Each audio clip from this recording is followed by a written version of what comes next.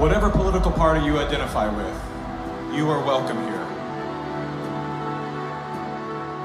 Whatever color, culture, or creed you identify with, you are welcome here. If you are vaccinated or unvaccinated, you are welcome here. Now look around. Look around at these faces in this crowd. Take a good look around. This is America the Beautiful. And it's worth fighting for. You are worth fighting for. Your children are worth fighting for. Our freedom is worth fighting for.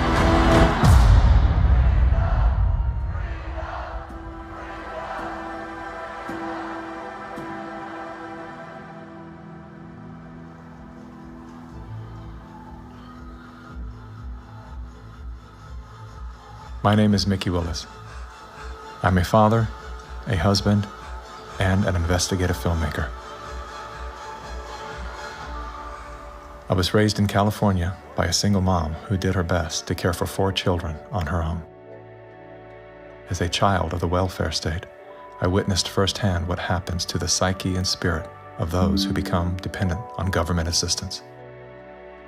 Had my mother known the difference between a hand up and a handout, she may have avoided the trap that kept us living on the edge of poverty, like so many people are today.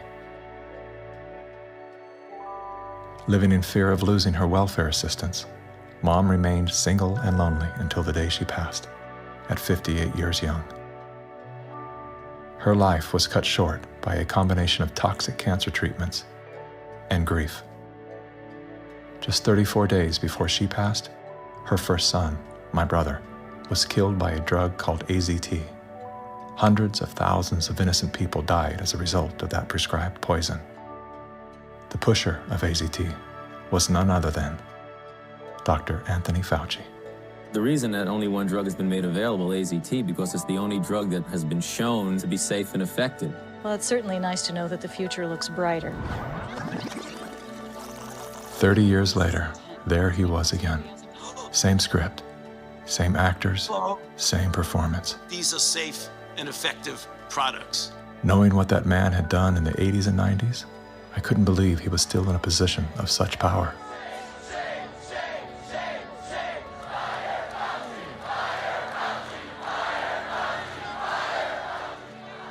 As the world descended into synchronized tyranny, I began to ask myself, how did they get everyone to go along with this? So good. I know. Obsessed with finding the answer, I began studying every moment in recorded history where masses of people devolved into a state of self-destruction. Down that rabbit hole was where I discovered the work of G. Edward Griffin. Gentlemen, again let me say welcome to our home. Since the 1960s, Mr. Griffin has been warning the world of the communist plot to overtake America. Yes, I know. Communism. Mr. Gorbachev, tear down this wall. That thing we've all been told fell with the Berlin Wall. How do you measure such an astonishing moment in history? It was Napoleon who said, "History is a lie agreed upon." Ironically, there's no evidence that Napoleon ever said that. As we're about to discover together, much of our history has been rewritten to serve an agenda that up until recently was invisible to the average person. Average, like this guy. Everyone's talking about the necessity for change right now, particularly here in the US. Over the past few months, as a filmmaker, I've had the honor of documenting the political revolution. That was me in 2016, the year of my political awakening. Come on board the political revolution. I was touring with the Bernie Sanders campaign, creating media to help his grassroots movement grow. At that time, I knew very little about socialism and even less about democratic socialism. As it turned out, I wasn't the only one. So my Bernie bros, how do we redistribute wealth through taxation without expanding the powers of the federal government? Bernie Sanders!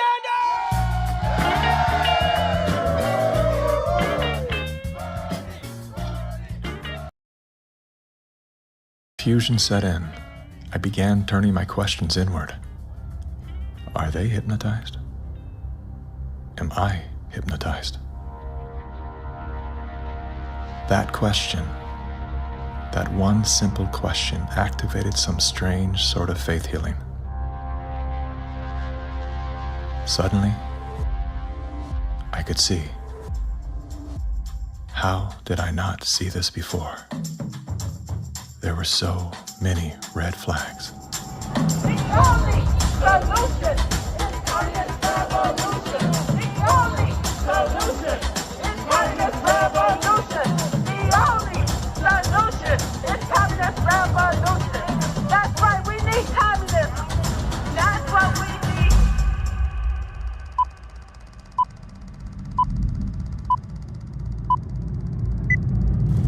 I'm well aware that whether you're here in person or through the medium of motion picture, that for most of you, it's not easy to fit meetings of this kind into your schedules. But the fact that you are here indicates that you do have an interest in the subject. So in order not to waste any of your time, let's dispense with the usual preliminaries and get right down to the business at hand. We're going to examine in quite a bit of detail the communist theory and practice of revolution, particularly as applied to the United States. Now, this will not be something dreamed up out of thin air. This will be the strategy as taught by them and advocated by them in their own manuals, in their textbooks, and in their schools. The new program of the Communist Party on this subject has this to say.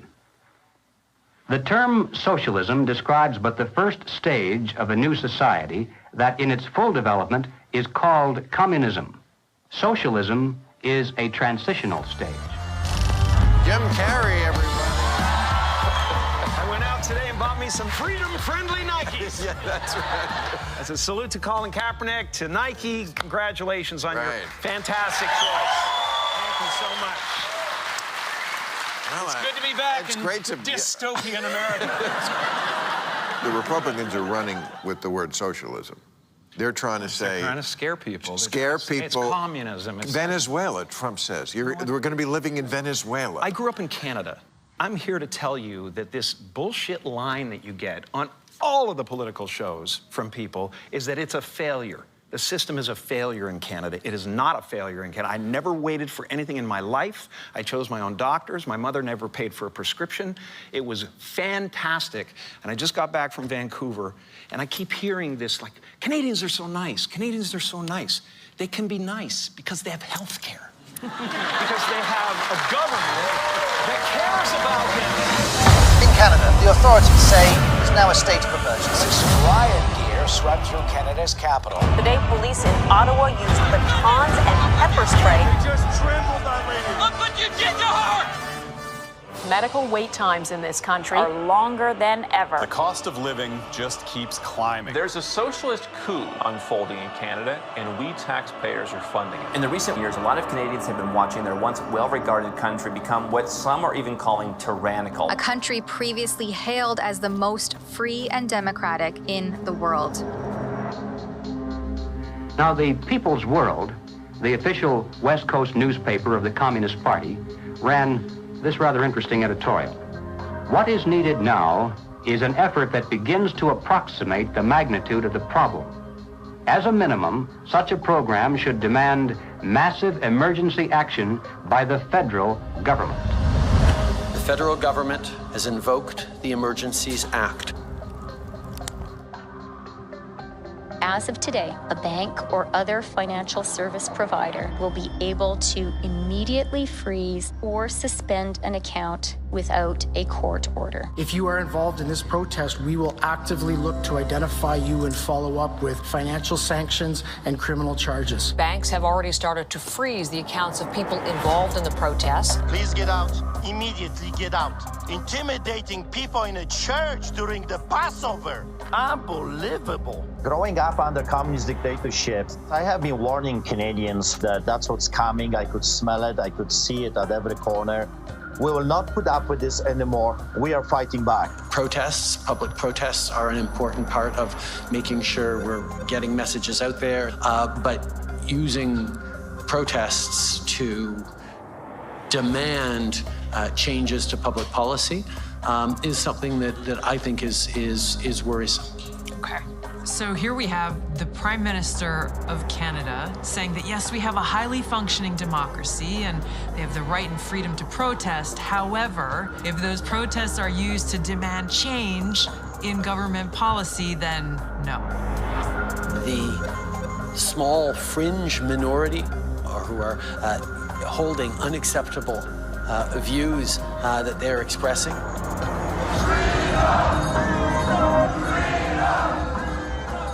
Do not represent the views of Canadians who know that following the science and stepping up to protect each other is the best way to continue to ensure our freedoms, our rights, our values as a country.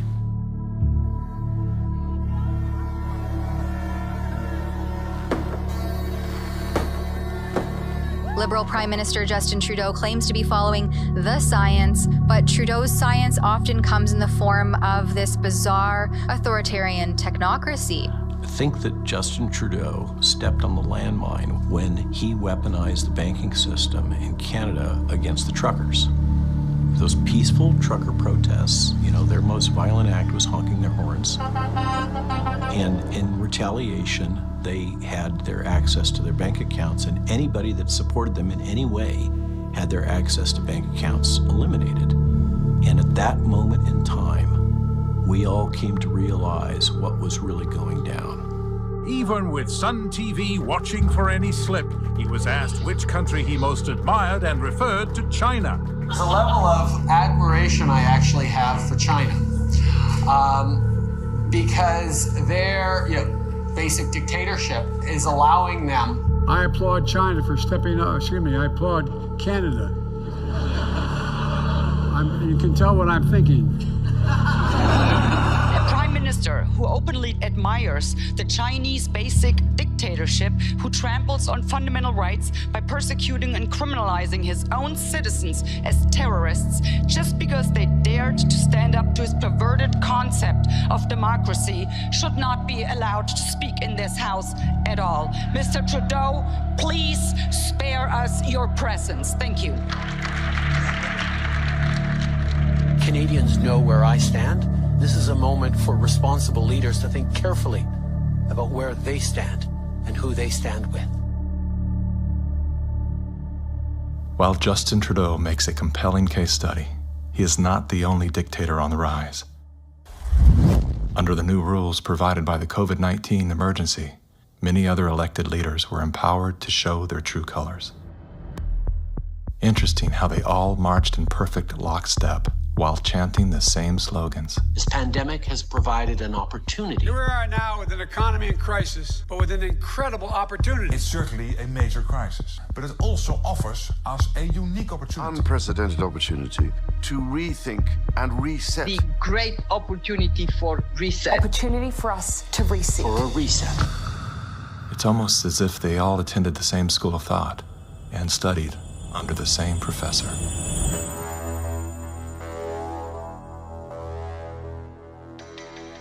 Some people would say this revolution is characterized by the fight of robots against human beings.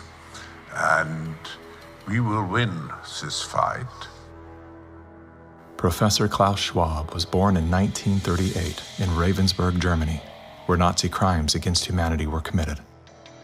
His father, Eugene Wilhelm Schwab, was the managing director of Escher Weiss Ravensburg, a company that used slave labor to manufacture weapons of war for the Third Reich. While Klaus's father was at the helm, the Nazi Party awarded Escher Weiss Ravensburg the title of National Socialist Model Company. Years later, Klaus Schwab joined the board of directors at Escher Weiss Ravensburg, where he played a key role in the development of South Africa's nuclear weapons program during the darkest years of the racist apartheid regime. Today, Klaus Schwab is the founder and executive chairman of the World Economic Forum. If you'd like to meet the people who are supposed to repair the state of the world, or give a piece of your mind to the bankers who helped get us into this mess, we can tell you where to find a lot of them. The World Economic Forum. Founded in 1971, the World Economic Forum is an international private organization which receives billions of tax-free dollars from its members and their global enterprises. Every year, the WEF brings together its members with world leaders, big pharma executives, tech titans, Hollywood celebrities, media personalities, and internet influencers to meet in the secluded mountains of Davos, Switzerland.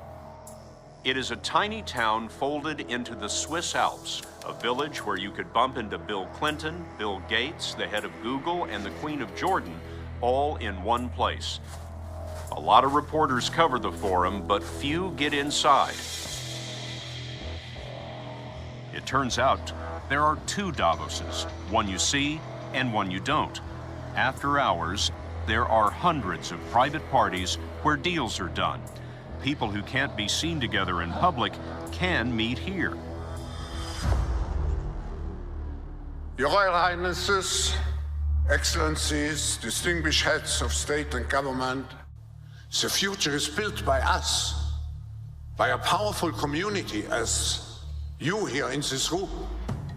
Klaus Schwab, the founder of the WEF, is particularly upfront and even proud of his ability to shape and influence world politics. I created the community of global shapers as a means, as a force to shape our common future. And of course, their Global Young Leaders program is a grooming ground so that when they ultimately infiltrate cabinets, We penetrate the cabinets. they will likely tend to govern a certain way. Nobody will be safe if not everybody is vaccinated. The names and the countries he mentioned ended up being some of the most dystopian and authoritative during this pandemic. Names like Ms. Merkel, Vladimir Putin, and so on. Other names, Jacinda Ardern, Sebastian Kurz, Mauricio Macri, Mark Zuckerberg, Jack Ma, Gavin Newsom, Stéphane Bancel, Chelsea Clinton, Leonardo DiCaprio, Sanjay Gupta, Dr. Leana Wen, Alexander and Jonathan Soros, George Soros' sons, and several of the Rothschilds. And of course, Now, who could represent such a world better than you, Prime Minister? In 2014, Klaus Schwab called for the Great Reset, We need a great reset. which he positioned as the solution to the world's most urgent issues. The dark reality of Schwab's agenda is detailed in his best-selling book, COVID-19, The Great Reset. His endgame mission is to replace independent governance with a top-down controlled, one world government and a central bank-controlled digital currency. When they say, you'll be happy, what they mean is, you'll be enslaved. That's why they're talking about a great reset. That's why they're talking about introducing this quasi-communist, quasi-socialist agenda. They know we've run the course where we cannot continue down the path of the ever-increasing indebtedness because we have a generation that quite literally cannot afford to buy a house. Millions of Americans are priced out of buying a home. And so it's easy to tell that generation, we're gonna forgive your college debt. Student debt relief. And set your expectations lower. You're gonna rent forever. We're gonna celebrate the tiny house movement. We're gonna do all of these things which sound cool because they're shaping our narrative so that we become capable of expecting less. What we need to do is not expect less. We need to remove inefficiencies so we can experience more. And that's the subtle distinction that the Great Reset is missing. Like most globalists, Schwab regards communist China as a shining model of how he intends to transform the world. We now welcome His Excellency Xi Jinping.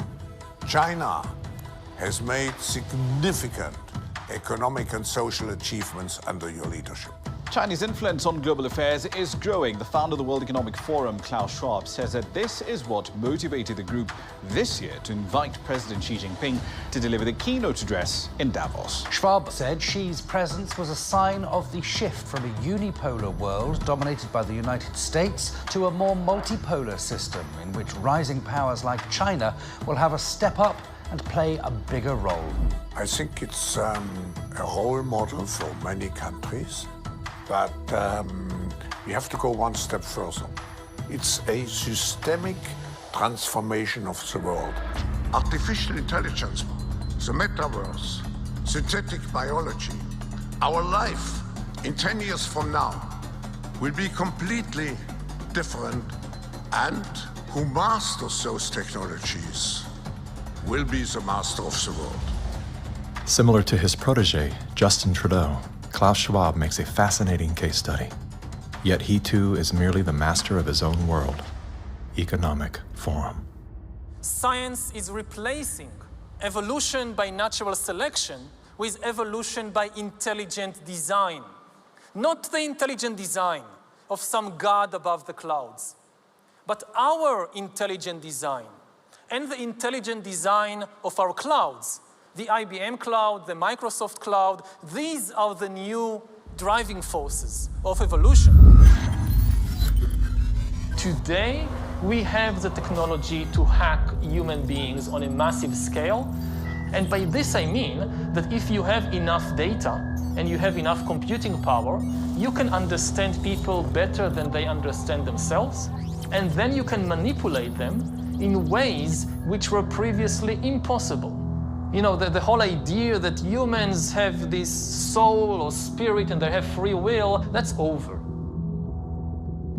Now, how exactly will the future masters of the planet look like?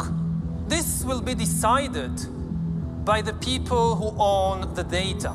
Foreign powers can collect, store, and exploit biometric information from COVID tests. U.S. intelligence officials tell CBS News that China is trying to collect Americans' DNA in hopes of controlling the future of healthcare. China's test kits are a tool to help China compile genetic data. The Chinese aren't the only ones exploring this technology. The U.S. is working on it as well. The White House is ramping up its COVID response, announcing Americans can once again get free COVID test kits as concerns are growing over a rare... Data is the most important asset in the world.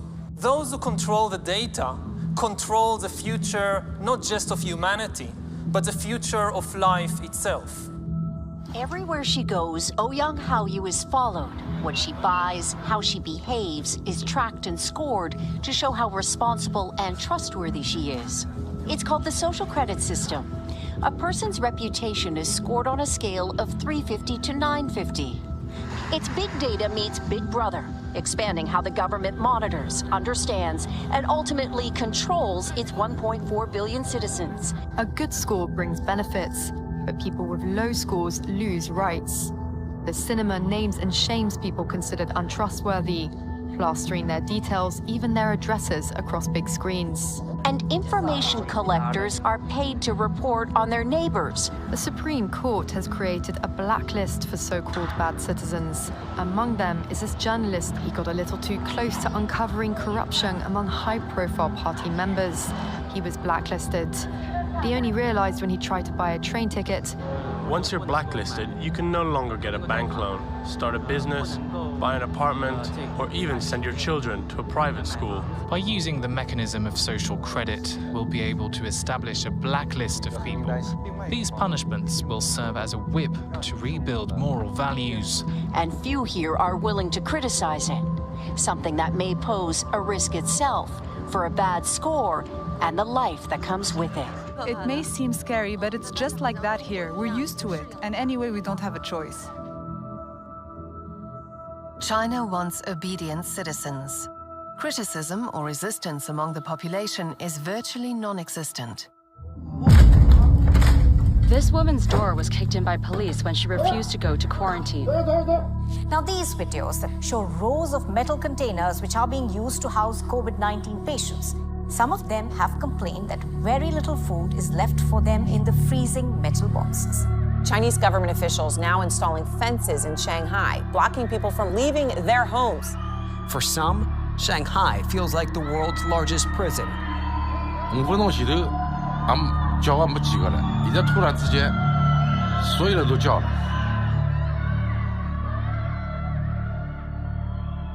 How does a handful of autocrats gain total control over a population of 1.4 billion? I have 2 master degrees, one in clinical psychology, one in statistics. And at the beginning of the crisis, I started to study the statistics a little bit. The initial mathematical models and the initial statistics all had dramatically overrated the dangerousness of the virus. That was the moment when I started to think how it was possible that an entire society and an entire population was in the grip of a narrative which in many respects was blatantly wrong. After a few months it became clear to me that the only mechanism that could explain what was happening in society was what is usually referred to as mass formation.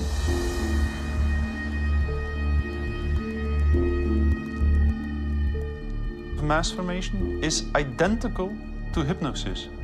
And this term refers to a specific kind of group formation, which has very special characteristic effects at the level of individual mental functioning. And one of these effects is that an individual that is in the grip of mass formation typically lose every capacity to take a critical distance from what they believe in, from what the group believes in. You would think it would be people with lower IQs that would be more susceptible to this, but it seems to be the other way around. Are you seeing this? I have seen this, and it does seem to be predicted by educational status and IQ. We look to be verified for our belief system, right? And so a doctor goes to the CDC. The CDC says this is true, it must be true, I'm staying in that zone. It's actually people outside of the system go, well, I want to challenge the CDC here for a second. Where's this study come from? Where's it, and that's what I do. All of these people were kept out of the conversation. All I can comment and you were there, wanting me to sign onto a social contract where the scientific method isn't being used. I'm not interested in medical pedigree. I'm interested in medical consensus. People who are highly intelligent tend to go and get a lot of degrees. Those people have spent so many years in institutions to get those degrees that they have developed a trust and confidence in not only the educational institutions, but those that support them, which are largely government bodies. And so they start from the place of, if it's told by the university, by the government, it's probably going to be true. What I've learned about science is that it's really, imagine they're looking at like a fragment of the world and it's all they see. It's all they're looking at.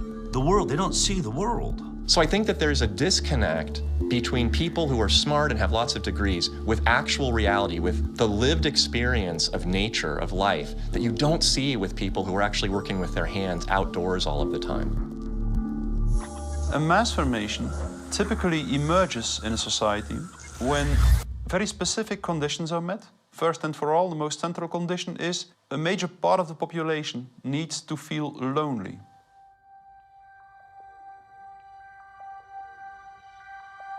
Doctors say the very rules to keep people safe from the virus are doing great damage when it comes to anxiety, depression, and even suicide. And now everyone is suffering, but children are particularly at risk. The real pandemic here is the psychological warfare that's being waged on every single human being. See, if you take a human being and you put them in a chronic fear state, and you couple that with human isolation, what happens is they psychologically decompensate and live in such emotional pain that they will gravitate in an irrational way to anything that you promise them will alleviate that pain. Once people feel disconnected from their environment, they will typically start to experience a lack of meaning-making in life. And under these conditions, if a narrative is distributed through the mass media, indicating an object of anxiety, and a strategy to deal with this object of anxiety, they suddenly, connect to one small object of fear, for instance, the coronavirus, and afterwards, people don't feel lonely anymore. They feel connected again. Let me hear it if you've had the Pfizer vaccine. Let me hear it from Moderna, AstraZeneca. Let's hear it from the anti-vaxxers.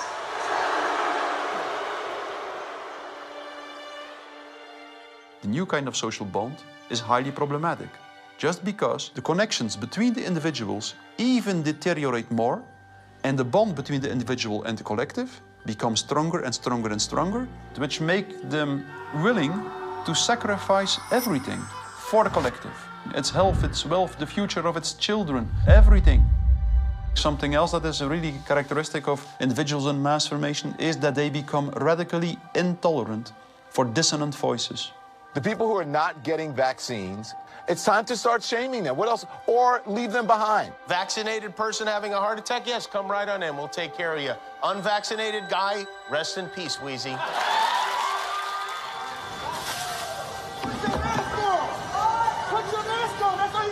We have to stop coddling the morons who will not get the shot. Get away from me, Put it on. Does it bother anybody else that she doesn't have to wear a mask that we all do? When are we going to stop putting up with the idiots in this country? You're a schmuck for not wearing a mask. And just say it's mandatory to get vaccinated. Screw your freedom.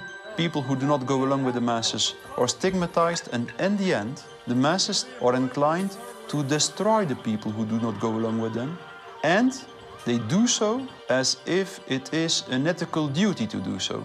Getting good people to do bad things, harmful things, while thinking they're good things, it's a dangerous place to be because it looks great. You feel great while you're being used. They will sacrifice themselves, and they see it as a virtue because it demonstrates their complete obedience to the cult, to the group, to perform ritualistic behavior which causes them harm. One of the most clear illustrations of this was when the leaders of the Communist Party in the Soviet Union were sentenced to death, often tortured to death. They did not object. They said things like, if this helps the Communist Party, it's my pleasure to do it. That's something that was observed in all major examples of mass formation in history.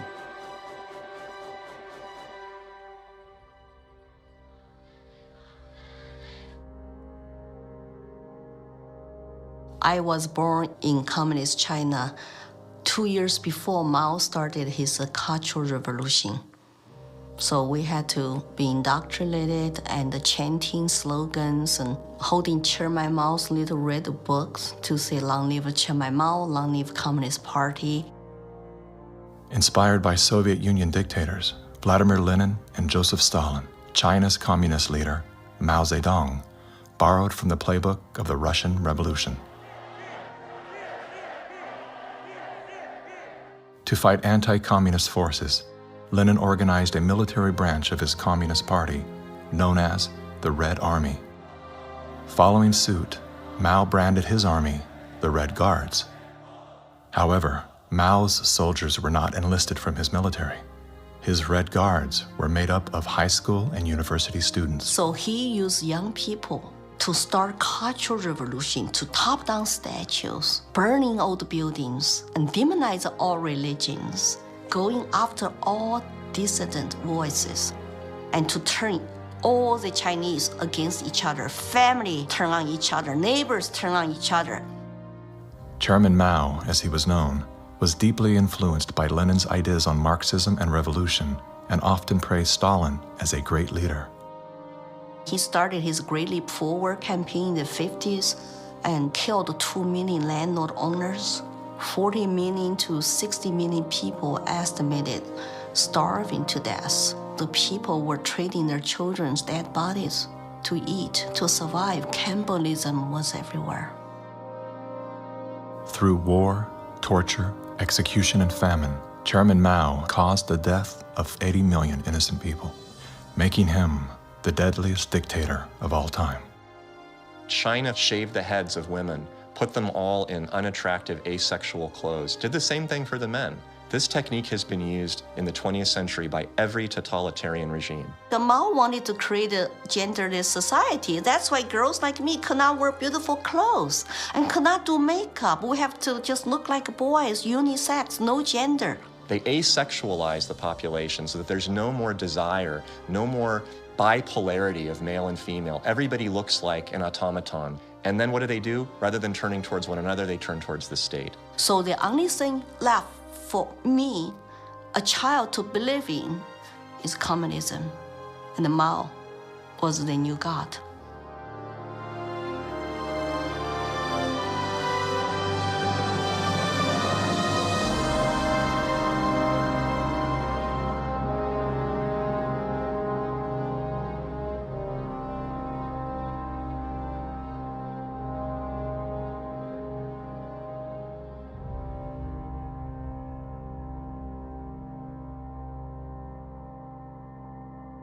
Now, in China, the government is not only cracking down on Muslims, but on other religions as well, as it pushes to assert communist ideology. Here's something else that is banned in China: Falun Gong, a religious movement that emphasizes on spiritual enlightenment and cultivation of virtue.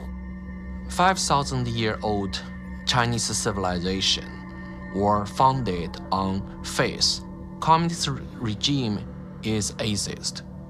So any philosophies which encourage people to believe God, believe good things, it's something they don't like. I decided to escape China after serious persecution I have experienced. Under this pretext of COVID-19 coronavirus, the Chinese Communist Party has intensified its persecution. We were arrested several times and detained in various detention and brainwashing centers. Over the past few years, a vast network of camps has been built across Xinjiang. A series of classified bulletins show how easy it is to be singled out by the Chinese government for education and training. The U.S. Defense Department says as many as 3 million are being forcibly detained in re-education and forced labor camps. China calls them thought transformation camps built to prevent extremism from spreading, but reports indicate they're more like prisons. When I was detained in detention center, I was handcuffed and hung over a radiator pipe with my toes barely touching the ground. And I was hung over there for 3 days. The CCP guards brought 4 male detainees into my cell and began one of the worst experiences of torture. And on the brink of death, I realized I could do nothing but turn to my belief. So I prayed to be saved. Moments later, one of the 4 male detainees suddenly fainted on the floor, which interrupted the torture.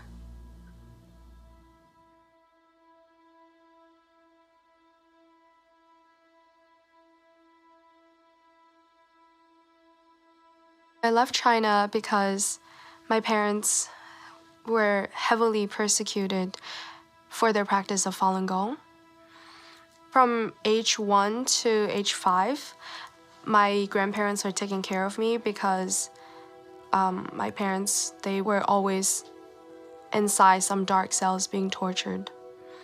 My first clear memory of my mother, I was brought to a brainwashing center and saw her being tied up to a chair with like people behind her guarding her, and she had a very thick plastic tube inserted into her nose, and she was being force-fed at the time. She just looked like she was in so much pain, and I was 5 at the time. It's just very traumatizing.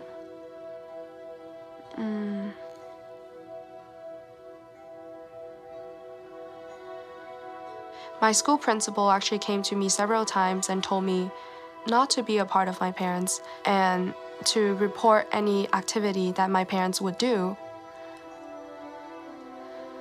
They're instilling all the lies and hatred into the younger generation. The young people are used today to do the American Cultural Revolution, to turn the kids basically not to trust their parents anymore. And say, oh, my parents don't understand me, I'm confused, so I need to turn to my teachers, turn to other authority figures. Look at the Mao's Cultural Revolution to say how many similarities are there.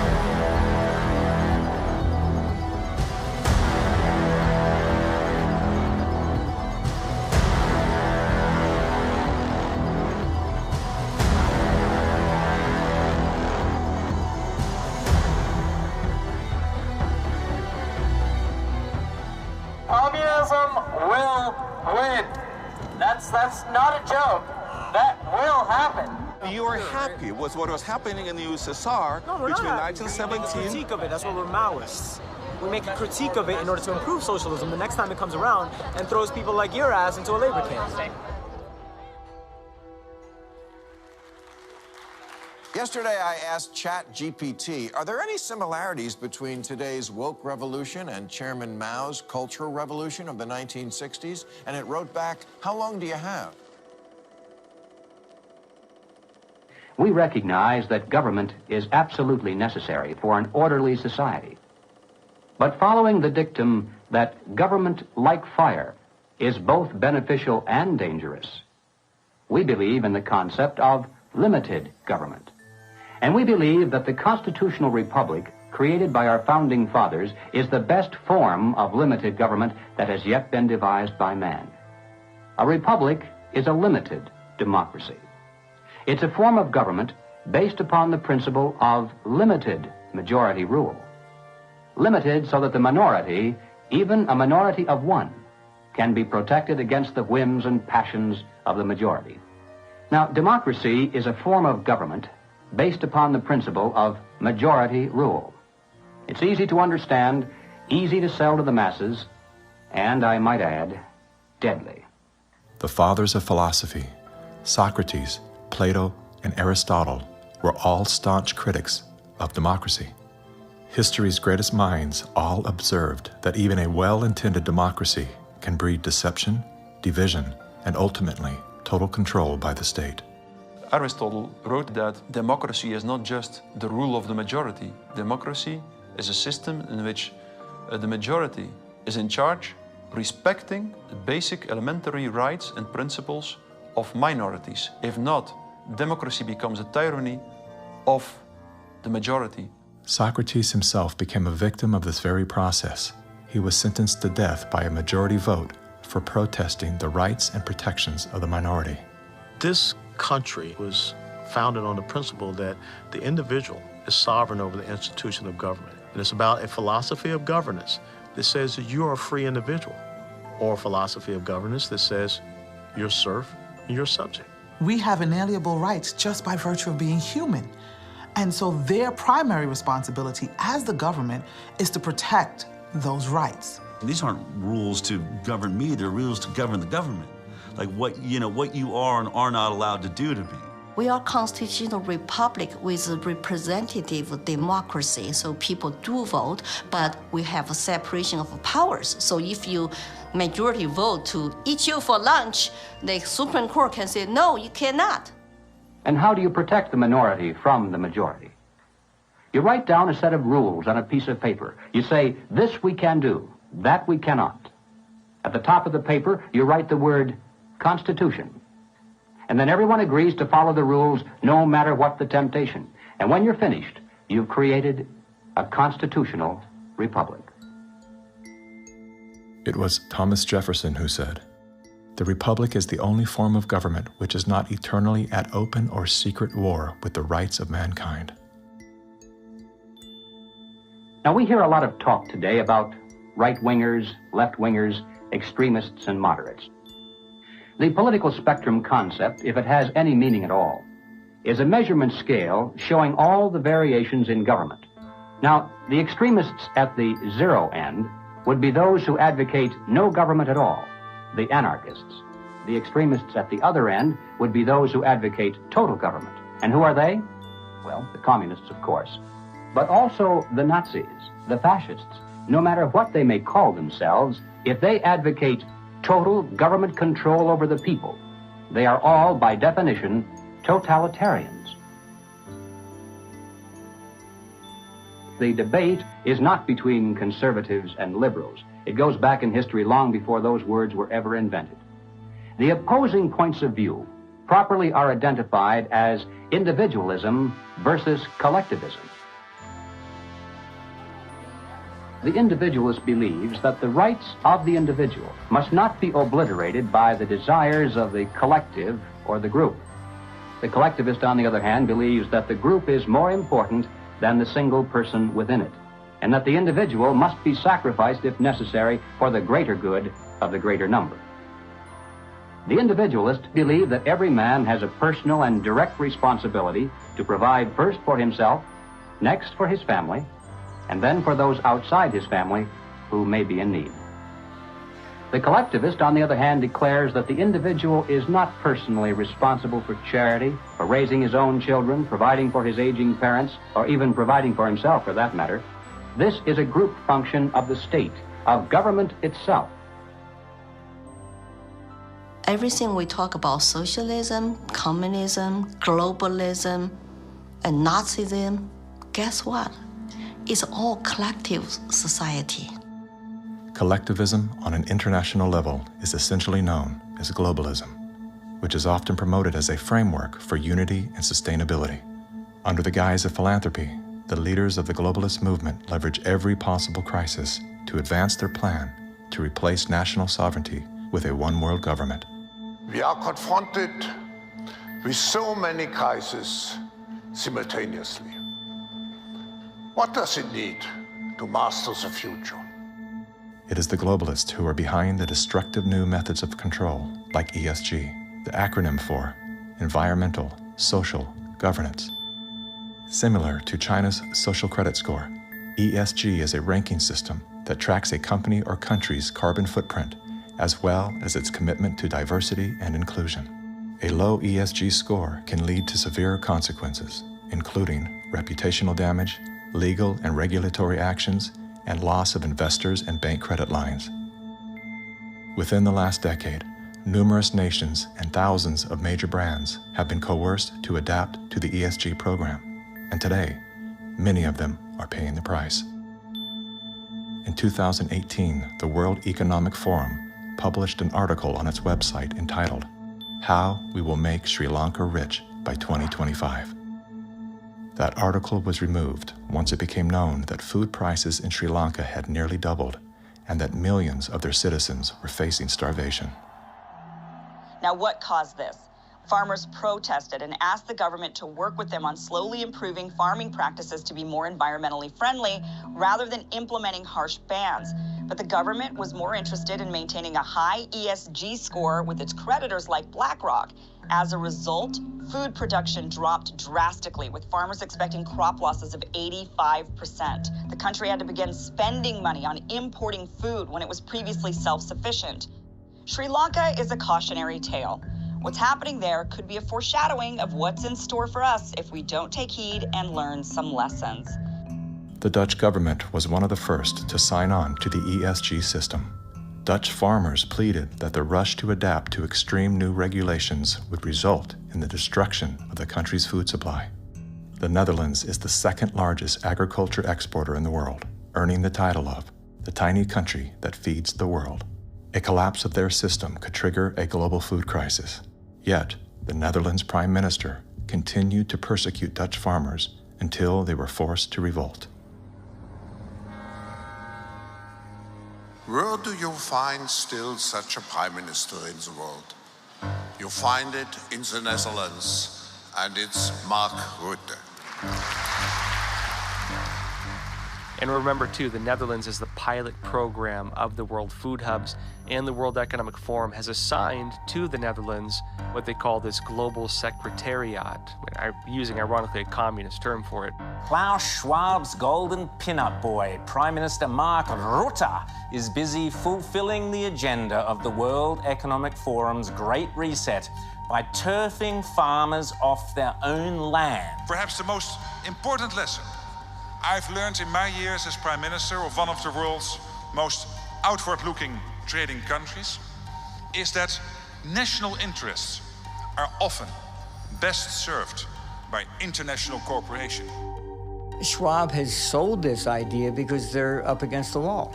Okay, you have all these governments that are basically broke. So what will happen is if they defaulted, then all the people have lost their pensions, they've counted on it, and they're going to be storming their palaces with pitchforks. Schwab has sold the idea that, well, we go towards Marxism and you can still retain power. None of these net zero climate schemes work without massively disrupting or even destroying the lives of the little people. If you think about what created wealthy people wealthy throughout the many years of our human history, it was the ownership of land. And you have governments right now that are looking to take ownership of real estate, and it's happening everywhere. And you have this movement of individuals kind of going like, hey, like people should never profit off of real estate. And unfortunately, that ideology is what the government is using to take control. If we look at data from 2001 to 2015, there is a slow and steady trend towards more corporations owning single-family homes, apartments, office spaces, and less individuals actually owning real estate. Blackstone Group actually recently raised a record of $50 billion to take homes from American families. During the pandemic, when all people were ordered to lock down indoors, why did governments around the world make exceptions for mass protests? We've all heard the term fire sale. In this case, it's not a metaphor. When a community is damaged by protests, the value of local properties plummet. Investors then gobble up the devalued real estate for pennies on the dollar. In many cases, the leaders of the decimated communities receive kickbacks for allowing this transfer of wealth. Big companies and investment firms swooping in and buying up some of the only affordable homes in your neighborhood. The more you have individuals not own their own home, the more you have individuals not financially independent, creates more dependence on big financial corporations that profit off of mass people. So we are going towards a world where the people are owning nothing. I always say, like, if we don't own anything, well, who does? Bill Gates, business magnate, software developer, philanthropist, nation's largest farmland owner. Gates owns nearly 270,000. It's a reinstitution of Marxism where, communism owned all the property. In his Communist Manifesto, Karl Marx wrote, "The theory of communism may be summed up in a single sentence: abolition of private property." Karl Marx was a German philosopher and social theorist who lived in the 1800s. He is the co-author of the Communist Manifesto, which has been referred to as the Bible of Communism. His theories of class conflict and dialectical materialism were instrumental in shaping socialist and communist movements worldwide. Joseph Stalin, Vladimir Lenin, Leon Trotsky, Mao Zedong, Che Guevara, Fidel Castro, Kim Jong-un, Hugo Chavez, Nicolas Maduro, and many other communist revolutionaries have cited Marxism as the foundation of their political ideologies. Marx rejected all concepts of God, as well as the traditional family. According to members of his own family, Marx was emotionally, verbally, and physically abusive. His wife, Jenny, was plagued by depression, which was compounded by Karl's adulterous impulses and his inability to provide for his children. Despite his privileged upbringing and formal education, Karl Marx was often unwilling to work and instead relied on the financial support of friends and family.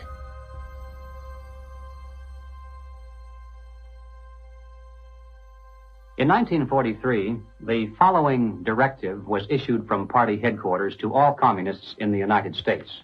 It read, "When certain obstructionists become too irritating, label them as fascist or Nazi or anti-Semitic. In the public mind, constantly associate those who oppose us with those names which already have a bad smell. The association will, after enough repetition, become fact in the public mind." The founding fathers were racist, misogynist, Fascist political party, radicals on the far right, anti-Semitic, xenophobic, transphobic, Uncle Tom's White supremacist, domestic terrorist, neo-Nazi organizer, Nazis, you are an anti-vaxxer, anti-vaxxers, racist. Name calling is their #1 bullying tactic, and they apply it unremittingly to anyone who questions their dogma or says something they find unacceptable or offensive. As early as 1928, the communists declared that the racial differences among our people constituted the weakest and most vulnerable point in our social fabric. By constantly probing and straining at this one spot, they calculated that eventually the cloth could be torn apart and that Americans could be divided, weakened, and perhaps even set against each other in open combat. They said in no unmistakable terms that the Negro people, because of their social status and their predominant working class composition, offered greater revolutionary possibilities than any other cross-section of the population. How do we get out of this mess? Revolution, nothing less. Revolution, nothing less. Revolution, nothing less. Revolution, nothing less. Revolution, nothing less. The communists call not only for extensive chaos within the cities, the plan is for raging fires from one city to the next. The average American, they say, soft and decadent, when he sees billows of black smoke rising from one horizon to the other, when at night the only light he has to see by is the flickering red from flames leaping into the sky, he'll become paralyzed with fear and panic and do nothing to interfere with the guerrilla bands as they strike at the community's power centers. To justify violence, they have to be able to claim that they're liberating people. And if people are to be liberated, then it's necessary to go through the motions, at least, of pretending that they have a right to form a nation of their own. The Communist Party called for their liberation, to break away from the United States and to set up their own nation within our borders. Activists now control a barricaded area. It's been called an autonomous zone. They want it to be free of capitalism, state authority, and police. To take the United States, all of the United States, it'll be necessary, they say, to involve white people as well as black, and in general, to escalate their revolution in America from race war to class war. Feed the rich and feed the poor. This is class war. Now, when they talk about pressure from above, they mean using their people and their influence within the very government marked for takeover to bring forward official recommendations for legislation. The recommendations, of course, are offered supposedly as solutions to national problems, but when passed into law, their only real effect is to vastly increase the power of government and to move the country that much closer toward the ultimate goal. The pressure from below, then, involves using their influence over the various mass membership organizations of the country to create the appearance of great popular support for these recommendations. Of course, the members of those organizations must never suspect that they're being used to promote the communist program. Now, the silent majority, the average person, is caught right in the middle. He looks above and sees highly respected spokesmen for government calling for socialist legislation. He looks below and sees mobs of demonstrators shouting for the same thing. He says to himself, has everyone gone crazy or is it me? Now, he's still in the majority, of course, but he doesn't know it. He thinks he's helplessly outnumbered, and he bows to what he thinks is the democratic will of the majority. Here's an interesting thing I've noticed is even with a lot of these ideologies, right, with what people call these days, woke, if people were these horrible, awful, bigoted, racist, xenophobic, white, it wouldn't even work. The only reason it even works is because people are so compassionate that they, I want to make sure I use the right words and I say the right phrases. So you're actually weaponizing the fact that people are decent people, and you're taking that compassion and you're targeting it at, this is the group of people who you should be angry at. They weaponized human compassion. We mustn't kid ourselves into thinking that the communists have placed their agitators only into the black communities. They're working both sides of the street. They want hatred, violence, and bloodshed between the races, and they don't care how they get it or whom they use, even children if necessary. My young comrades. Hi. This is my way of figuring out if you've been tainted by the patriarchy. Patriarchy? Oh! This looks creepy. It looks creepy. Why? There's just like this thing about white people that just makes me be like... Oh, looks like Donnie got a full cookie. Because he's a white man. Say it with me. Structural racism! Yeah! You may have wondered why the Communist Party has been a staunch supporter of the drive to place a black studies curriculum into our high schools and colleges. The reason becomes obvious the minute you take a look at the textbooks and the study guides. Schools are now radicalizing our kids. I mean, this is the volume of the book from Critical Race Theory, and it literally says here, whiteness is a bad deal, and it has a symbol of Satan. You gonna deliberately teach kids this white kid right here got it better than you because he white? You gonna purposely tell a white kid oh, the black people are all down and suppressed. How do I have 2 medical degrees if I'm sitting here oppressed? Not only is it in the schools, but it's in the workplace, it's throughout society. It's destroying this country. If this continues, we will look back and be responsible for the dismantling of the greatest country in the world by reverting to teaching hate and that race is a determining factor on where your destiny lies. Thank you. Sarasota School Board Chairwoman, what has been the worst of what you've had to deal with in terms of community or parental reaction? The calling of names, tyrant, Marxist, communist, and they want to move kids over to charter schools and private schools without the oversight of the state. And that's wrong. Education authorities in the United States are asking the government to use anti-terror laws and involve the FBI against parents who protest against the way their children are being taught. It identifies no fewer than 13 possible federal crimes, including making annoying phone calls. How about this one? They could be prosecuted for using the internet in a way that might cause emotional distress. Over the weekend, Democrats voted to ban gendered language in House rules. And that means no more terms like father or mother. Is the administration's official policy to replace the term woman with birthing people? Black birthing people. Black birthing people. Black and indigenous birthing people.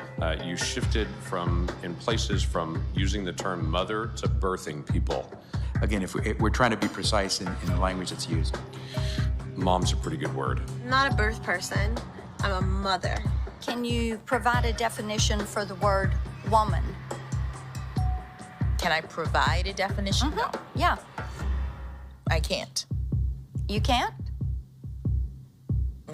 Not in this context. So I'm not a biologist. The meaning of the word woman is so unclear and controversial that you can't give me a definition? Do you believe then that men can become pregnant and have abortions? Yes. Literally everything that was fought for women's rights is going straight down the drain. This environment that has been created and corrupted and manipulated does not respect women, does not respect children, does not respect men. It cares nothing for family. So that's why they have to attack mother and remove father, because she's gonna protect that child, he's gonna protect that woman, and they both are gonna protect society. Good evening. Good evening. Thank you very much. Thank you for your service. When you talk about a parent-child relationship, you're talking about something primal that is in the heart of the liberal, not the Marxist, that's in the heart of the person who's conservative. And they're pushing the boundaries on something that they cannot control. Washington State is on track to lawfully take gender dysphoric children away from parents who oppose transitioning treatment. That is against the Constitution. The only time a parent loses their rights is if there's an extreme circumstance. It's severing the bond between the parent and the child. What they're doing is they're dividing families to take control of the children. The biggest offense against communism is the nuclear family. In Chapter 2 of his Communist Manifesto, Karl Marx wrote, "Abolition of the family. The bourgeois family will vanish as a matter of course." We're here today to represent the millions of Black Americans who disagree with the Black Lives Matter movement. If you go to Black Lives Matter website, it says that we disrupt the nuclear family. That's my wife. This is our 4 children. Why would you disrupt the nuclear family? Because the real objective is to remove the family as a possible alternate source of guidance and support. All totalitarian regimes strive to destroy the close-knit family in order to remove any loyalties that might be higher than to the state itself. I have seen over the years in my practice a steady decline in the expression of healthy masculinity and healthy femininity. The separation between the male and the female is almost complete now.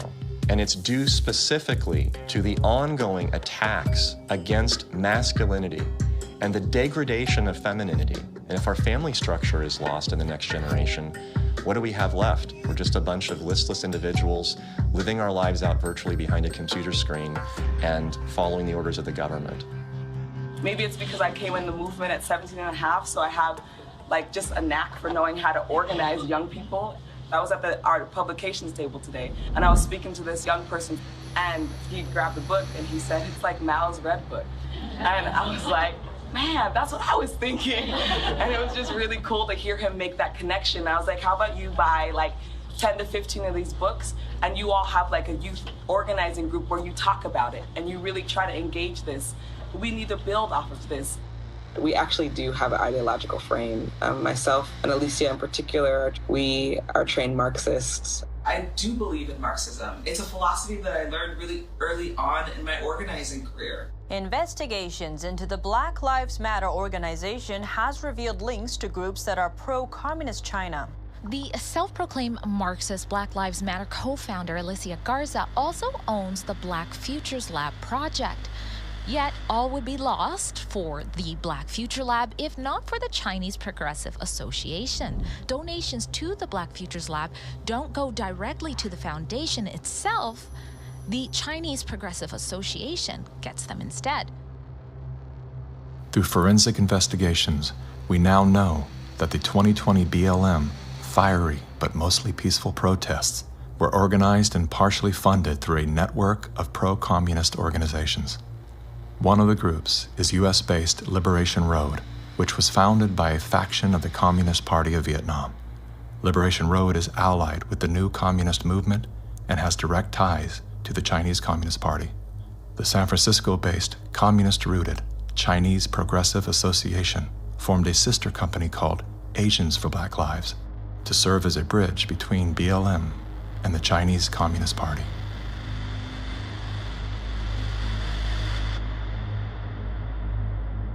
I spent a lot of time with President Xi. He's deadly earnest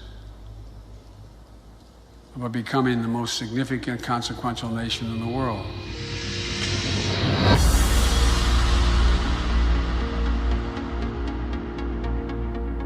When we speak of China, it's important to distinguish between the people and their oppressive government.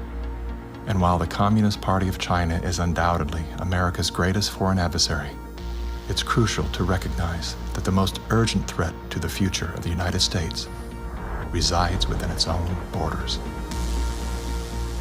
We're so used to thinking in terms of the old-fashioned concepts of warfare, we fail to realize that the favorite weapons of communist conquest are instead propaganda. Do you know who the greatest propagator of disinformation in the history of the world is? The U.S. government. The slanted view of history. History has been written to tell us a certain story. The 1619 Project is trying to reframe that story. What these people are doing is subverting young black minds to think that the Revolutionary War was fought in order to preserve slavery. And it's based on something that simply isn't true. The tactics of internal subversion. I thought that America was racist. I thought it was patriarchal. I thought our capitalist society was just a means of exploiting people.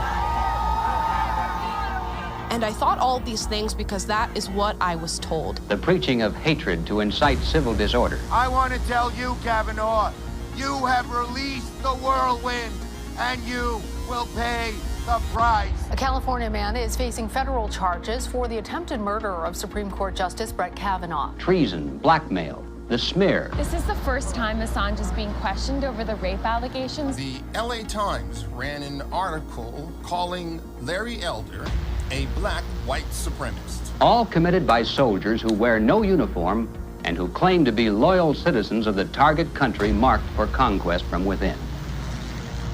World War III that rages around us right now is a political war, an economic war, a psychological war, a spiritual war.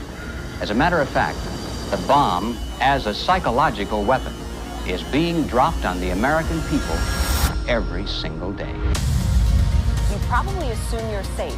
That could be a deadly mistake. Bracing for food shortages. And labor shortages. Shipping delays. Supply chain disruption. A new coronavirus variant. The worst virus variant. Ultra-transmissible. It can kill you. It can kill you. A surge in crime. A surge in crime. Acts of terrorism. Domestic terrorism. White terrorism. White supremacy. Mass shootings. And nuclear conflict. World War III. World War III. Vladimir Putin. Russia. Environmental doom. Fire, storms, and deadly floods. I don't want you to be hopeful. Science tells us we have 9 years. This storm will kill you. I want you to panic. It is promoting fear. It will kill your children. Feelings of fear. It will kill your pets. The world is a very terrifying place. Unless you get lucky. I want you to feel the fear I feel every day. Walk me through, if you would, what happens scientifically inside our minds when we're in a state of fear, and then how that affects our external choices and the direction of our lives. This is well known and well researched in the psychological literature and the psychiatric literature, that when someone is afraid, when someone is in a state of fear, that person cannot think rationally. You resort back to a more primitive way of making decisions, which is highly emotionally driven.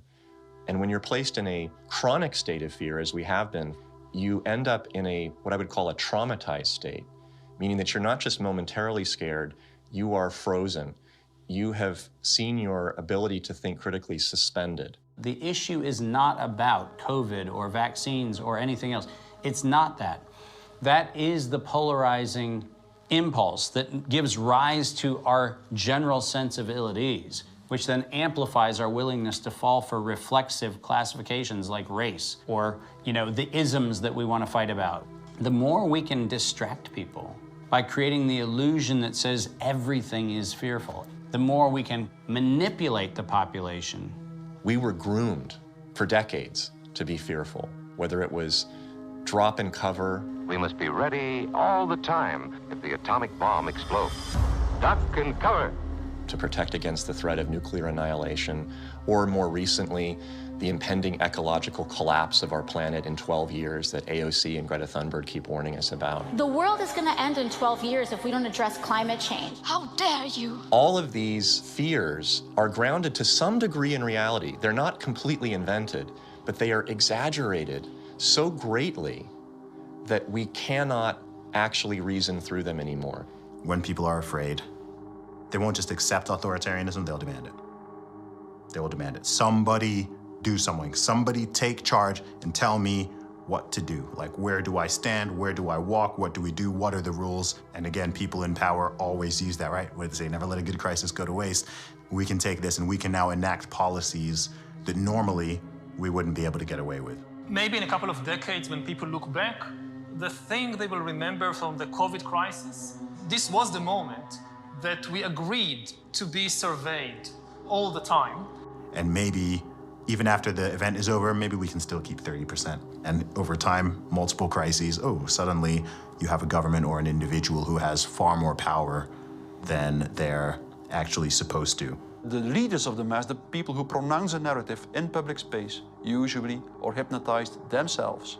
They believe they need to reshape society to be able to deal with the challenges society faces.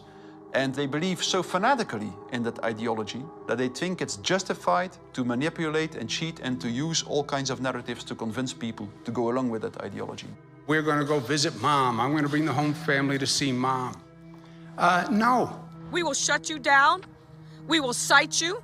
And if we need to, we will arrest you and we will take you to jail. You either get your tests done and make sure you're cleared, or we will keep you in a facility longer. It's going to be very hard for people to do a lot of normal life unless they can prove their vaccination status. Such as, you're not going to work in this particular agency or institution, you're not going to be able to go to this college or this university. Once we start doing that, you will see more and more people willingly get vaccinated. If the fear of losing your job, your friends, family, and future isn't enough to coerce you into submission, perhaps these incentives will entice you to willingly comply. It's everything from cash prizes to college scholarships. Now offering kids 12 and up limited edition Avengers comic books. Thousands of prizes available, including cruises and Super Bowl tickets. They're giving away Ford F-150 trucks. They're giving away shotguns and hunting rifles. Marijuana dispensaries are giving away joints for jabs. Krispy Kreme announcing this week a free donut. And yes, free beers. That's right. Get a shot and have a beer. Today could be your lucky day. California's vaccine lottery. One grand winner to take home up to $5 $5 million if you get vaccinated next week. They made it exciting, right? There's a reason people go to Vegas. It really could be somewhat lucrative if they aren't already persuaded. 13-year-old Joshua says one of the best parts of getting a shot at Mickey D's, lunch on the house. Just think of this when you think of vaccination. Vaccination. If you need luck with love, dating apps are offering incentives too. A Vienna brothel is providing COVID-19 vaccinations and giving those who take up the offer a 30-minute session with a, quote, lady of their choice. We have finally found the one thing that makes us all more attractive, a vaccination. To love one another, as Jesus said, get vaccinated, get boosted. Do you think that it's being posed as politics, but it's behaving like a religion? Because it's acting like a religion. Yeah. It's dogmatic, it's absolute. It's, if you do not believe in it, you are condemned to hell. Maybe this is a new religion. God did answer our prayers. He made the smartest men and women, the scientists, the doctors, the researchers. He made them come up with a vaccine. That is from God to us. And we must say, thank you, God. Thank you.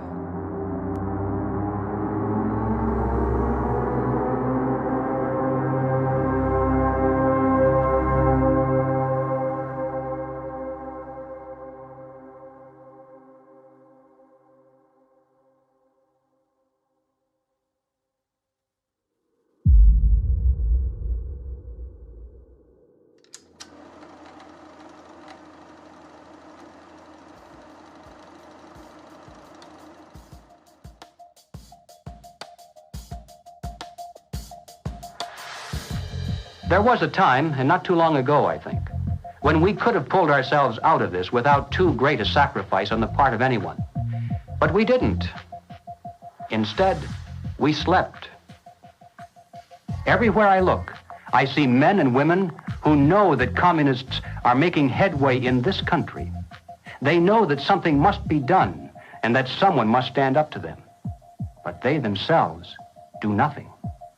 They remain silent because they're afraid that if they speak out, it'll be bad for business. They may lose a client. They may even lose their jobs.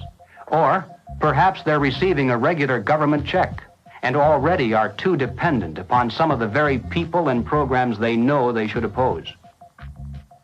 We have now passed the point of painless solutions and parlor patriotism. Well, all right, so what do we do about it? What are the countermeasures that need to be taken? And where do we begin? Before we finally win this battle, and I should hasten to say that there's no doubt in my mind that we're going to win. I'm increasingly convinced of this. But before we finally do see victory, we must carry the truth to every man, woman, and child in America. I have no idea of what each of you is going to do in the critical days that lie ahead. It may be much, it may be little, it may be nothing at all. I don't know. Only you can answer that question. But ladies and gentlemen, whatever it is you decide to do for your country, do it soon. Do it now. Every minute that you delay further will add dearly to the price of ultimate victory. Mr. Griffin, that was over 50 years ago. Where are we now? Hearing that phrase after all these years is kind of a shocker because I didn't realize really at the time how accurate it was going to be.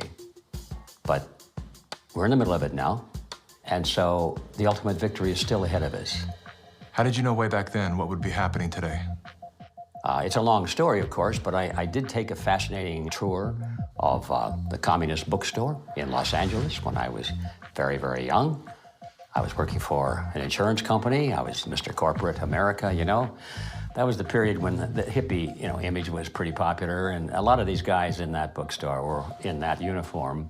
And I think they felt I was a potential recruit, you know. Yes, we've always been quite willing to talk about we'll talk about socialism anywhere, in the streets or in the Senate, anywhere, you know. They're a communist faction making a big power play for SDS.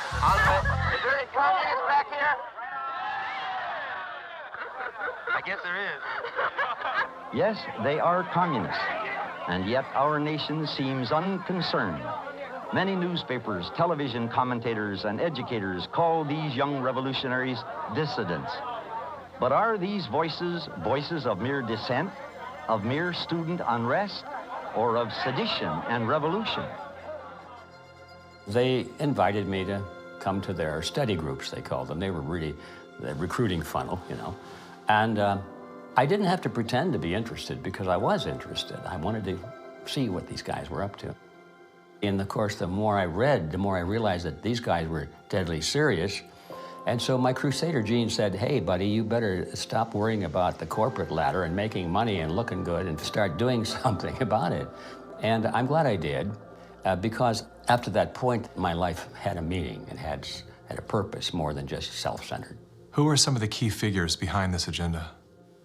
I'm not sure we can name names. We know that there are layers and layers of control and influence, sort of pyramidal in form. At the bottom level, of course, it's just all the common people. Most of them don't even know what's going on. It used to be that an invader could come in with a superior army, and people resent it, but they obey because if they don't, they get killed. Now, if they want to conquer people in this environment, they have to do it through the mind. And of course, today, after all the technology that we have, and the control over the communications and the images and the school system and the media, they have absolute control over the funnel of information that comes to the average person. And the average person, if they're not aware that there's a real war going on for their mind, they will be helpless. And as long as people are on the edge of fear, they're willing to give up their liberties and pay lots and lots in taxes. A tax on carbon. And as I passed through that idea that, in my view, the enemy is in a category called collectivism, and that's the word that applies to all of these things: socialism, communism, fascism, Nazism. All of these things are merely variants of collectivism. That is the philosophy based on the assumption that the group is more important than the individual, and that the individual must be sacrificed, if necessary, for the greater good of the greater number. That's the trick. You're doing this for society. Obviously, you don't like to tell people what to do, but sometimes for the good of society, that's necessary. We have to start doing things for the greater good of society, and not for idiots who think that they can do their own research. But it's not about me and my rights to choose. It's about how I love my neighbor. You are not doing this for yourself. If you are at all like me, your own health, your own risk, is not a big rational driver of all of your actions. They trick us into thinking that if you act in your own self-interest, that somehow you are selfish. And nothing could be further from the truth. Those of us who've discovered this trick long ago, we realize that enlightened self-interest comes into play. If you are acting out of self-interest, you soon discover that the best way to benefit yourself is to help other people. It does come back. The question is, how do we turn this ship around? I think that the path to political hell in America has been voting for the lesser of two evils. They create conflict because conflict creates fear and confusion, and out of that chaos, people are not too analytical. They'll just struggle for some quick answer, which is who you're going to vote for. That's usually the answer that's offered to them. They think that if you just vote for somebody, the right person, everything will go away. You cannot wait until there's a list of candidates that's published and you say, which one am I going to choose? You know, by that time, the game is over. All those candidates have been selected before you were even aware. You've got to get into politics at the local level so you have some influence in which candidates are selected. And that starts at the grassroots level. You don't come in at the top, you come in at the bottom. If we do that job, we will influence both political parties just like our opponents do now. There is actually a way forward and a way out, but it's going to require work, and it's also going to require that we acknowledge that we have wronged ourselves, that we are part of this problem. It's not the government that caused this. The government facilitated it. What caused it was our being asleep at the wheel. Without taking accountability, we cannot move forward. The masses of humanity have been slapped awake in a very short period of time. to where now it has created a domino effect of awareness all across the planet. People cannot go back into the matrix now.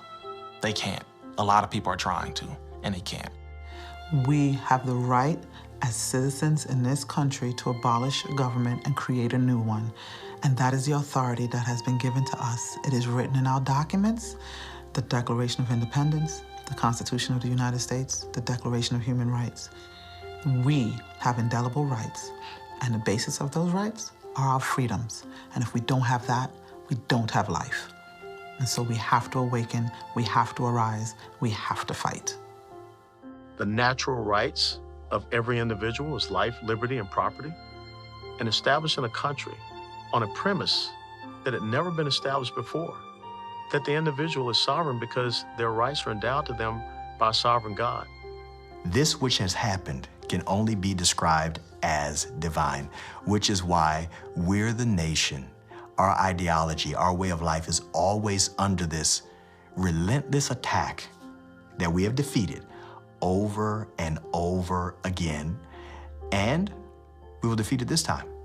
We're all fighting with each other, and the way that we combat that is doing the opposite of what these war overlords want us to do, which is fight with each other. We should be learning how to forgive and inviting other people to the table even if we disagree with them, and extending grace to one another even if we know that they've done something that we totally disagree with, because that's how we ultimately are going to heal as a nation, is understanding that we all come from different walks of life and we all live here together, and let's start talking. The only real problem that's existed in the world, it's division. It's that people are not getting in rooms, willing to speak with one another, see each other's hearts, and get to know, hey, what do you believe? What do I believe? And is there a way we can actually work together to solve these problems? And I'm willing to bet that most of the Gen Zers would say yes. That's what we do right now, and that's why I'm glad we're at the age that we are, because we can be leaders of that conversation. When I started to realize, like, wow, freedom's a polarizing concept for some reason. Thought this was America. Is this America? It is? Okay. World's different than I thought. So my fear was, I could lose everything. I could lose my audience. I could lose my business. But I knew, especially having a son come into the world, I am imprinting something on his beautiful, innocent, fragile psyche and heart. I'm imprinting the man that I am, or I'm imprinting a hollow shell of the man that I refuse to be. And I knew in that moment, I'm willing to risk losing everything to do that. I would rather pick up cans on the side of the highway to feed my family than to live out of alignment with my truth and betray my son. Just say no. Rise up in a nonviolent way. They can't imprison everyone. They can't fire everyone. But they can fire individuals that are separated and don't work together and give in to the fear. And don't sacrifice your future for a few conveniences now in the present. You should sacrifice maybe the present conveniences so that you're going to have a future. The media has done a good job at stripping from us our ability to think on our own and for ourselves. If we can get back to that, I think that we can build a stronger America. In my opinion, the first step you have to take is you have to get out from under the control mechanisms. And that means blow up your TV, don't listen to the fear porn, and set yourself free of debt, which is what controls you and controls everything around you. It is the weapon that is used. The most important thing is always that the dissonant voices continue to speak out, and, also extremely important, that they don't start to form a mass or a crowd themselves. Because that happens very easily as well, happens very easily. Once a large-scale mass formation starts, the people who do not go along with them feel threatened, and they can start to form a mass themselves. So it's extremely important not to form a mass ourselves. That means to form a group, a coherent group, and that what unifies this group should in the first place be the fact that everybody who belongs to the group can have his own opinion and can speak in his own way. What matters most to you?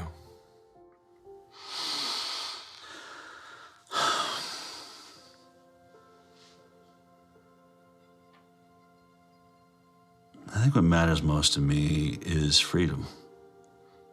Freedom. I want as little laws as necessary to keep us from killing each other. I mean, I get it. There's crazy people out there. We have to find a balance. In the end, I want my children to live in a world where they're free to dream, to take risks, to fail, to succeed. Hardship strengthens us. We wouldn't have had the American Revolution and the beta model for the American Constitution, the beta model of a republic in the modern world, unless the tyranny of King George had been unbearable. All the good things in life usually are a result of some kind of a rebound against something that's very not good at all, very painful. I mean, I think about if someone had jumped in there and taken away my failures. I can't do what I'm doing now if someone had kept me from really hurting, really learning lessons that were hard to learn so that I would never make that mistake again. In a philosophical sense, we should be thankful for this movement that's happening, in spite of the fact that it's tragedy and it's hurting people and all that, but without it, we might just go right along in that pot and be boiled in time. But now the frog is jumping out, and we have a chance coming up here now to create a new vision, and it's going to be great. It's a bit cynical, but it is in the end good news that mass formation and totalitarianism always destroys itself in a relatively short time span. And the most important thing, of course, is that you have to make sure that the system does not destroy you before it destroys itself. Throughout history, it was always the very small minority. History has always been written by the 1% of the population. 15% of the population create history, and they follow the leadership, the thought leadership of 1%. But that 15% altogether is what changes history. And so all we have to do is reach 15% of the population. I think today, after all this time, we have more than 15%. We just have to get them together so they realize that they're not alone. And that's our task right now. I don't think our societies have taken the moment to look up and actually see and appreciate how much progress has been made in the past century. On so many different levels, we have made incredible progress. Like, what we've got here is actually great. It's imperfect, and we should still be making tweaks carefully to try to make it better. And I think that's where so much of that self-hatred or hatred of the nation or hatred of the other or whatever comes from. This lack of perspective and gratitude and inability to take a moment, chill out on the activism and go, wait, actually, okay, we've achieved a very unique and special point in history, and let's be careful with that. On that note, as Sure. a man who's traveled the world, Yeah. have you experienced any nation that has course-corrected beyond their sins more than the U.S. has? No. It's sad to see Americans who live in a free country, born as Americans, and do not recognize their privileges. You are born American, a free country. You never suffered a starvation. And you need to go to other countries to find out why all the immigrants, millions of them, want to come here. What is happening in our backyard today, I experienced as an 11-year-old. I remember vividly all the promises that a guy named Castro gave and how 99% of the people swallowed the pill. He was going to save Cuba. I remember how he promised to the farmers, to the Guajiros, that you're going to own the land.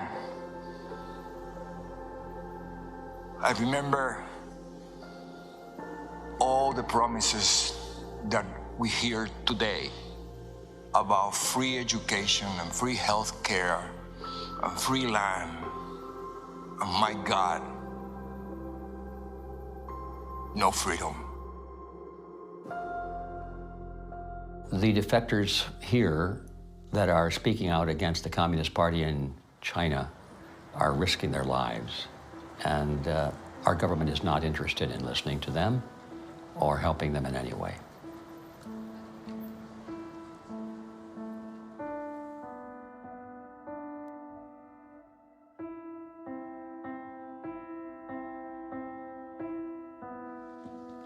I have been in America for 10 years. I saw a lot of Americans with wonderful hearts. America is a beacon of freedom.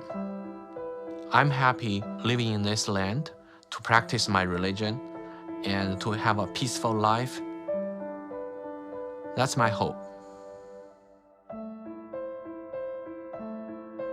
America's last stand on earth for freedom.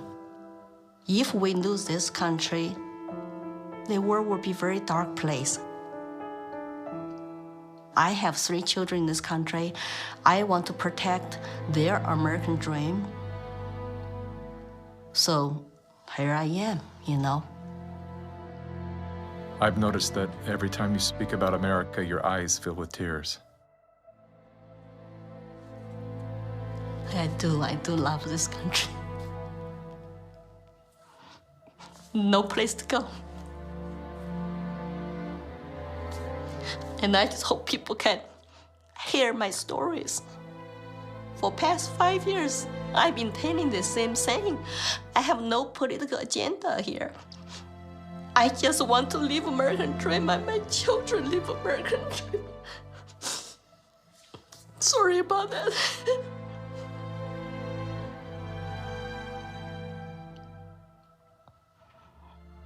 It's time to ask questions. It's time to wake up.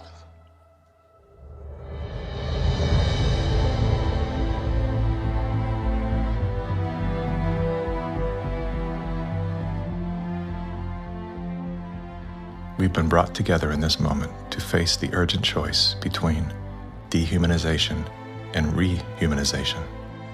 Dehumanization requires us to do nothing. Nothing other than to allow that process to continue to the point of no return. Rehumanization, on the other hand, requires action. One action: to remember. To remember what we knew as children, when everything was possible, before our attention was captured, before the conditioning set in, before our nature was denied. There's nothing new we have to learn. All we have to do is to remember. And then take the hand of that memory and go out and stand on ground, not concrete, not asphalt. Stand on ground and see if you can feel the heartbeat of a universe that conspired to give you life, so you once again can feel the joy of being completely human.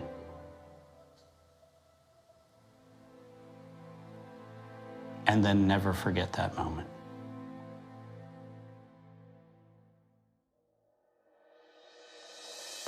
This is the moment for us to activate our innate ability to create solutions.